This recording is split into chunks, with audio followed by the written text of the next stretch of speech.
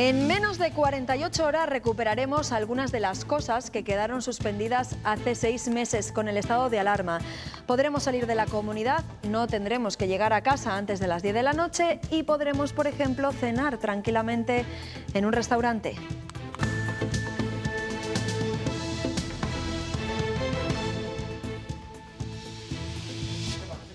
A partir del domingo, la hostelería se mantendrá abierta hasta las 12 de la noche. Incluso se podría ampliar una hora más hasta la 1 de la madrugada si mejora la situación de alerta. Eso sí, el interior de los establecimientos solo permanecerá abierto si no se superan los 150 casos de incidencia. Buenos días. Los hosteleros no acaban de estar satisfechos con estas medidas. Esperaban que la Junta fuera más flexible con ellos después de tantos meses de cierres y restricciones. No nos va a beneficiar en nada mientras no haya interiores, sino que nos va a llevar a una mayor ruina. Va a generar muchos problemas sociales en la vía pública, con botellones, fiestas. Ángel Gabilondo ha pasado la noche en el hospital aquejado de una arritmia. No recogerá su acta de diputado en la Asamblea madrileña. El PSOE reconoce que habrá cambios tras las elecciones. En Brasil, una operación policial contra el narcotráfico ha desencadenado un tiroteo que ha dejado 25 muertos. Ha ocurrido en una favela del norte de Río de Janeiro. Y aprovechen hoy y mañana el sol y el calor porque el domingo hay cambios. Francisco. Sí, Pilar, mañana por la tarde sobre todo vamos a tener temperaturas casi de verano, siguen subiendo, sumando grados, hoy superamos los 25, pero mañana podríamos acercarnos a los 30, el domingo cambia por completo, vuelven las lluvias y empiezan a bajar las temperaturas que el lunes y el martes serán casi de invierno. A partir del domingo recuperamos algunas de las cosas que no hemos podido hacer en los últimos 6 meses, como salir de la comunidad o estar por las calles más allá de las 10 de la noche. Termina el estado de alarma y eso supone, Jorge Francés, cambios.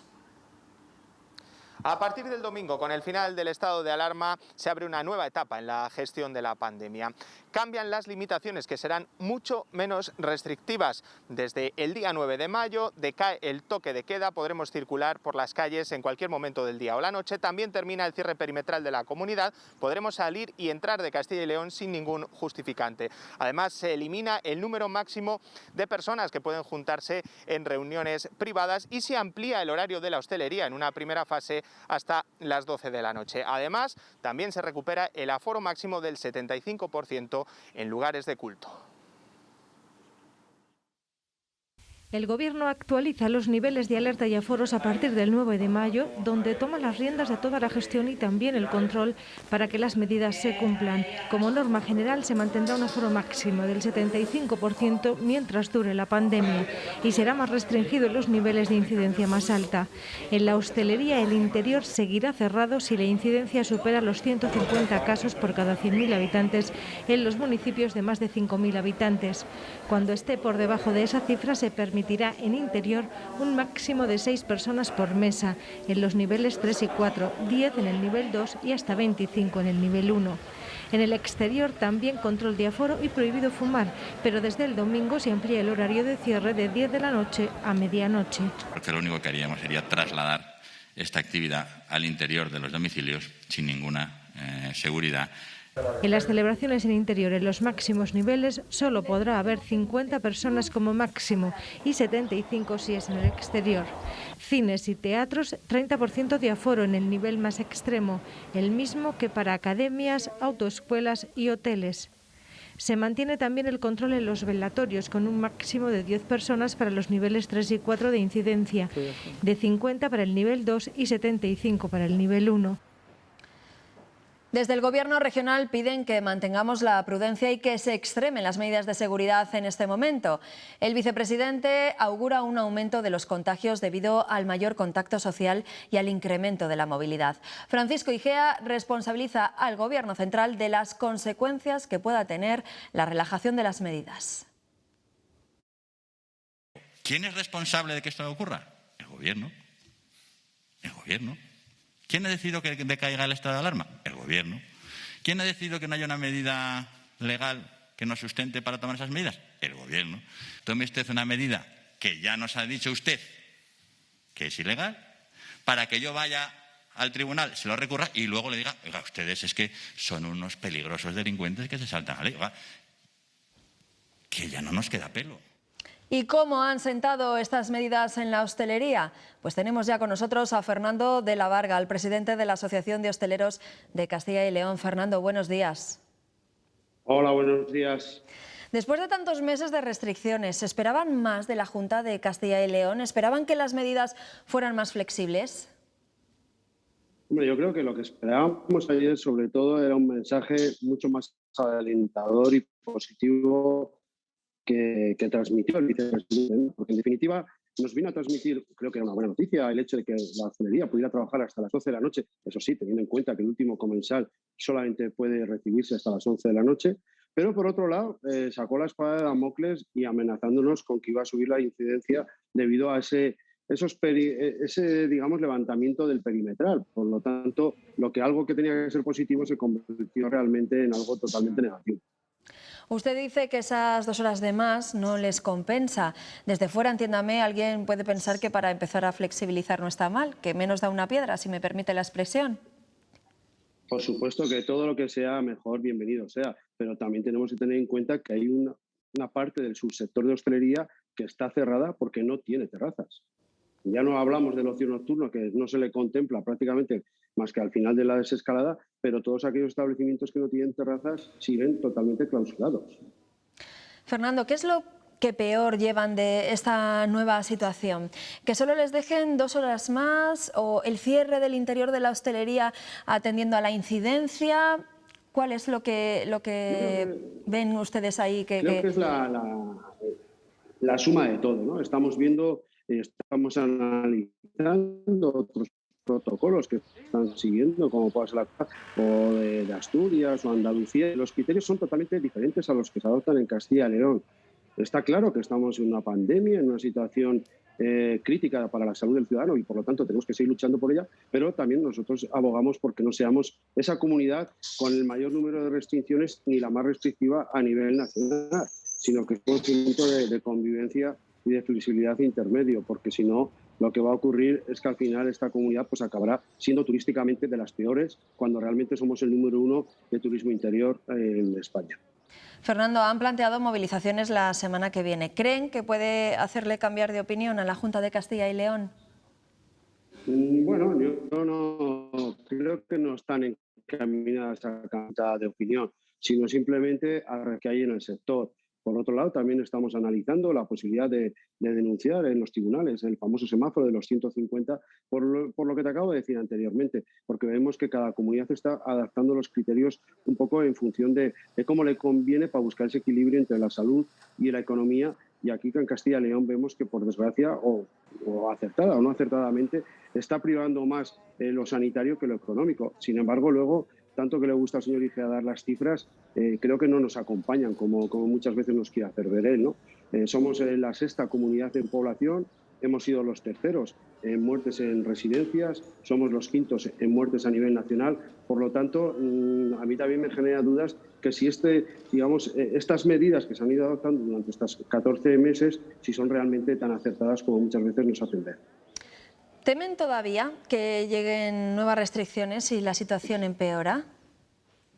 Hombre, está claro que si la situación empeora van a llegar nuevas restricciones, pero creo que el matiz no es si van a llegar nuevas restricciones, porque si empeora tenemos que ser conscientes todos, y cuando digo todos es la ciudadanía, los hosteleros, los comerciantes, o sea, al final toda la ciudadanía, de que estamos en una pandemia y que si retrocedemos tendremos que hacer sacrificios, pero lógicamente sacrificios donde pueda convivir, como se ha demostrado en otros sitios, la economía con la salud. Por cierto, y ya para terminar, Fernando, ¿cómo llevan el tema de ayudas? ¿Están llegando? Bueno, yo creo que ayer lo manifestó el vicepresidente, de los 20 millones no estaban gastados más que 9 millones y algo. Prácticamente, a mí me gusta no decir la palabra ayuda porque creo que no son ayudas, que son compensaciones ante el hecho de que no se nos está permitiendo trabajar. Entonces, creo que es de ley que el hecho de trabajar, y si no se te permite trabajar, pues de alguna manera te tengan que compensar el que te prohíbe no trabajar. Y luego siempre se dijo que el volumen de las ayudas era insignificante para lo que es una comunidad de 9 provincias y por lo tanto creo que la Junta de Castilla y León tiene que poner una bolsa de dinero mucho más importante para salvar no solamente a nuestras empresas, sino por añadidura todos esos empleos que, por desgracia, están en el alero de quedar despedidos. Fernando de la Varga, presidente de la Asociación de Hosteleros de Castilla y León, gracias por haber atendido a Castilla y León Televisión. Muy bien, buenos días. Muchas gracias a ustedes. Las restricciones han afectado y siguen afectando al sector de la hostelería y también al del ocio nocturno. Vean estas imágenes. Fiestas con mascarillas y solo para personas con pruebas negativas o vacunadas. Esta podría ser la vía para recuperar el ocio nocturno. En Castilla y León, antes de la pandemia, 800 negocios se dedicaban al mundo de la noche. Pues bien, han cesado su actividad algo más de 300. Desde la patronal del sector avisan a las comunidades. A la calle pueden salir más de 20 millones si no se les permite abrir.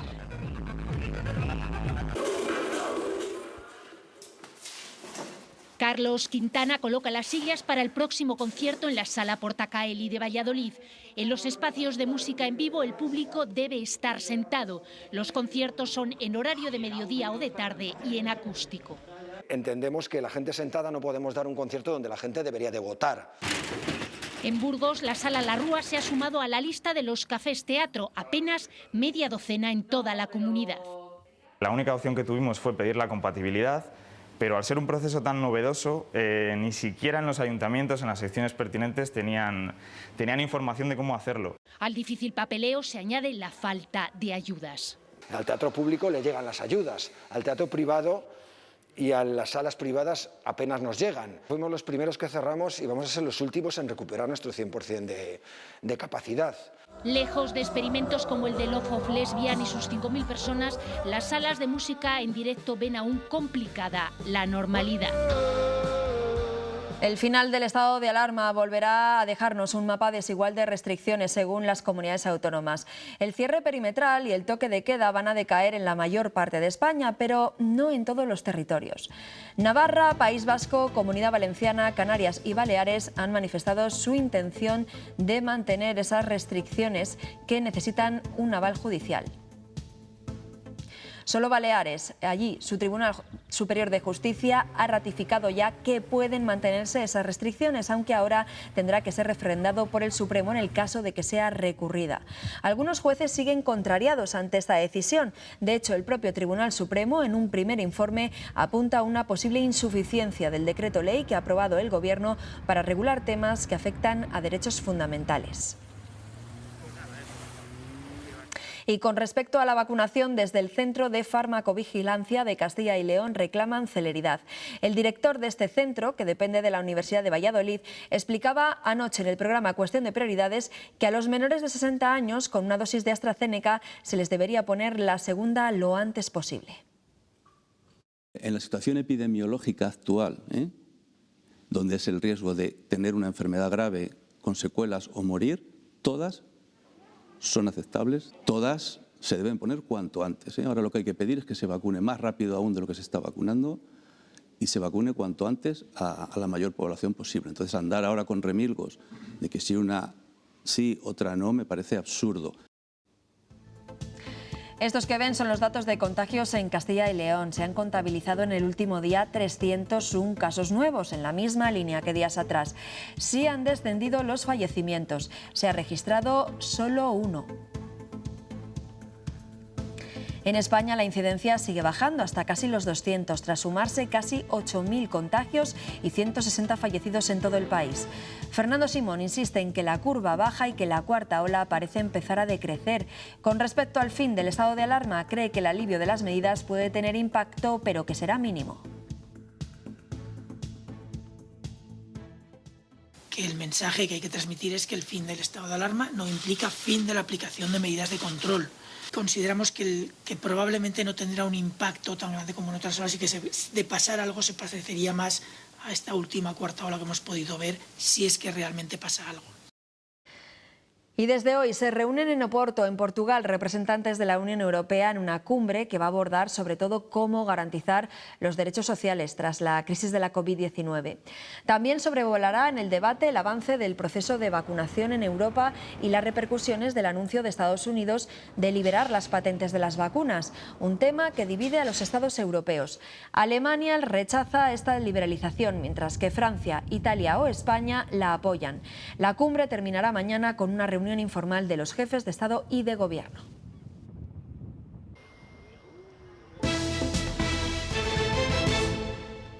Dimisión en el PSOE tras el hundimiento electoral en Madrid. Reunión de la Ejecutiva Federal ayer que anunció la dimisión del secretario general madrileño, de José Manuel Franco. Ángel Gabilondo también se va y no recogerá su acta de diputado. Gabilondo ha pasado la noche en observación en el Hospital Ramón y Cajal de Madrid tras sufrir una arritmia cardíaca. Recibía ayer la visita de la presidenta de Madrid, de Isabel Díaz Ayuso. Además, la Dirección Nacional confirma el adelanto de las primarias en Andalucía, que se van a celebrar el 13 de junio y que enfrentarán a Juan Espadas y Susana Díaz. Extrapolar los resultados de estas elecciones autonómicas al resto de España pues es intentar confundir los deseos con la realidad. Las elecciones celebradas en Madrid fueron unas elecciones autonómicas circunscritas a este territorio, pero que además, lógicamente, responden pues también a la realidad de ese territorio. En Brasil, una redada contra el narcotráfico ha terminado con 25 fallecidos, entre ellos un policía. Estas son las imágenes de esa operación policial que se ha desarrollado en una favela del norte de Río de Janeiro. La detención de los narcos terminó en un largo tiroteo y un espectacular despliegue de las fuerzas de seguridad que se han incautado de un gran arsenal de armas. Además, esta banda estaba reclutando niños para la distribución de la droga.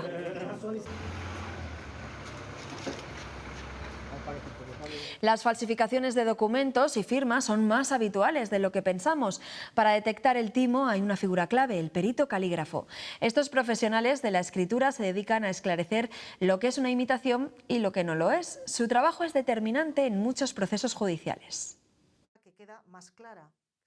Este es el fragmento de una firma, justo encima su falsificación. Es una presión contenida. ¿Por qué? Porque lo que trata es de imitar. Así nos lo explica Nieves. Ella es perito judicial experta en caligrafía, documentoscopia y grafología. Te pueden llegar letras de cambio, te pueden llegar contratos, te pueden llegar testamentos hológrafos. El informe del perito puede ser clave en los procesos judiciales. Es totalmente determinante para que una persona sea culpable o no sea culpable. Eso sí, para determinar si un escrito es falso, hay que compararlo. Aportan una serie de documentos indubitados, cartas o contratos, y yo ahí lo que hago es el cotejo. Aunque no vale cualquier documento. Que haya una diferencia de no más de 5 años entre unas escrituras y otras, porque la persona, hay rasgos que permanecen, pero otros se van modificando. Un ejemplo es el testamento que ilustraba esta otra firma. Los inicios y finales son clavados. El informe de Nieves evitó que este caso llegara a los tribunales. La rúbrica era del mismo autor. Hay que ser honesto y a la hora de hacer una pericial no es quien te pague, es la verdad. A través de la letra se puede averiguar mucho más. Puede haber temblores del miedo que puede estar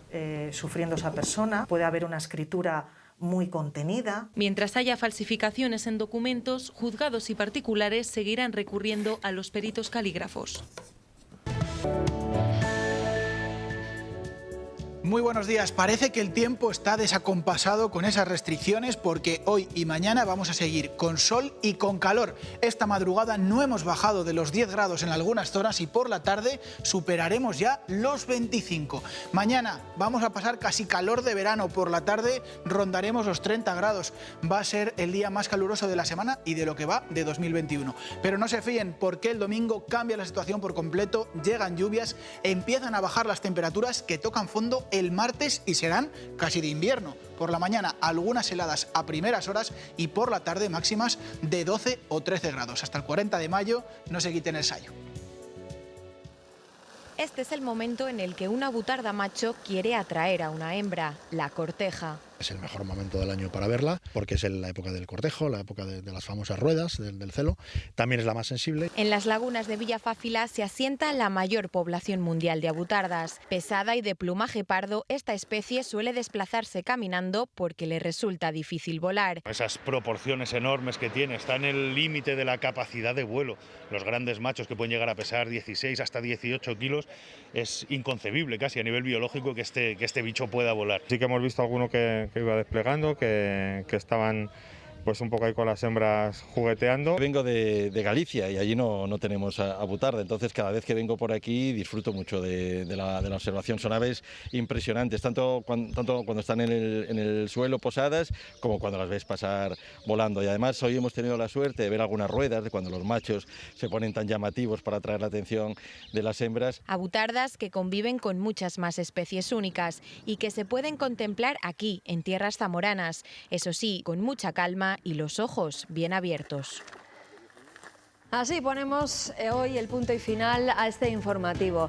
Volvemos el lunes a la misma hora, a las 8:30. Ahora pueden seguir informados en nuestra web, en ciltv.es. Que pasen un buen fin de semana. Adiós.